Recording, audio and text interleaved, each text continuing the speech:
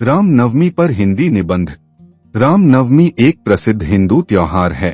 यह शुक्ल पक्ष या हिंदू चंद्र वर्ष की चैत्र महीने के 9वें दिन नवमी पर मनाया जाता है। यह त्योहार भगवान विष्णु के अवतार मर्यादा पुरुषोत्तम राम के जन्म की स्मृति में मनाया जाता है। इस दिन को रामनवमी भी कहा जाता है। रामनवमी का त्योहार भारत के लोगों द्वारा ही नहीं बल्कि दुनिया के अन्य हिस्सों में रहने वाले हिंदू समुदाय के लोगों द्वारा भी मनाया जाता है। यह त्योहार बेहद खुशी और उत्साह के साथ मनाया जाता है। माना जाता है इस अवसर पर जो भक्त उपवास करते हैं उन पर अपार खुशी और सौभाग्य की बौछार होती है। रामनवमी का महत्व। महान महाकाव्य रामायण के अनुसार हिंदू वर्ष 5114 में इसी दिन राजा दशरथ की प्रार्थना स्वीकार हुई थी। यह राजा दशरथ की 3 पत्नियां थीं, कौशल्या, सुमित्रा और कैकेयी।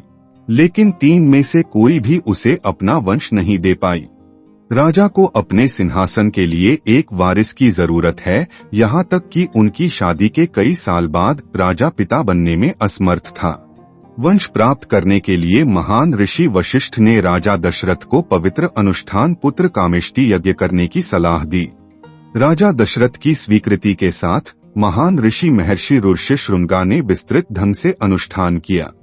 राजा को पायसम का एक कटोरा दूध और चावल से तैयार भोजन सौंप दिया और उनकी पत्नियों के बीच यह भोजन वितरित करने के लिए कहा गया। राजा ने अपनी पत्नी कैकेयी और कौशल्या और एक अन्य आधा पायसम का हिस्सा पत्नी सुमित्रा को दे दिया। इस भोजन के कारण राम कौशल्या से, भरत कैकेयी से तथा लक्ष्मण व शत्रुघ्न सुमित्रा से का जन्म हुआ। रामनवमी व्रत विधि। रामनवमी व्रत महिलाओं के द्वारा किया जाता है। इस दिन व्रत करने वाली महिला को प्रातः सुबह उठना चाहिए और सुबह उठकर पूरे घर की साफ सफाई कर घर में गंगा जल छिड़ककर शुद्ध कर लेना चाहिए। इसके पश्चात स्नान कर व्रत का संकल्प लेना चाहिए। इसके बाद एक लकड़ी के चौकोर टुकड़े पर सातिया स्वस्तिक बनाकर एक जल से भरा गिलास रखती है और साथ ही अपनी अंगुली से चांदी का छल्ला निकाल कर रखती है। इसे प्रतीक रूप से गणेश जी माना जाता है। व्रत कथा सुनते समय हाथ में गेहूं, बाजरा आदि के दाने लेकर कहानी सुनने का भी महत्व कहा गया है। व्रत वाले दिन मंदिर में अथवा मकान पर ध्वजा, पताका, तोरण और बंधनवार आदि से सजाने का विशेष विधि विधान है। व्रत के दिन कलश स्थापना और राम जी के परिवार की पूजा करनी चाहिए।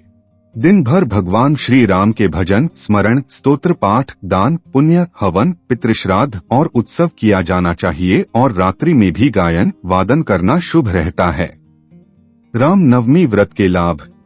श्री राम नवमी का व्रत करने से व्यक्ति के ज्ञान में वृद्धि होती है। उसकी धैर्य शक्ति का विस्तार होता है।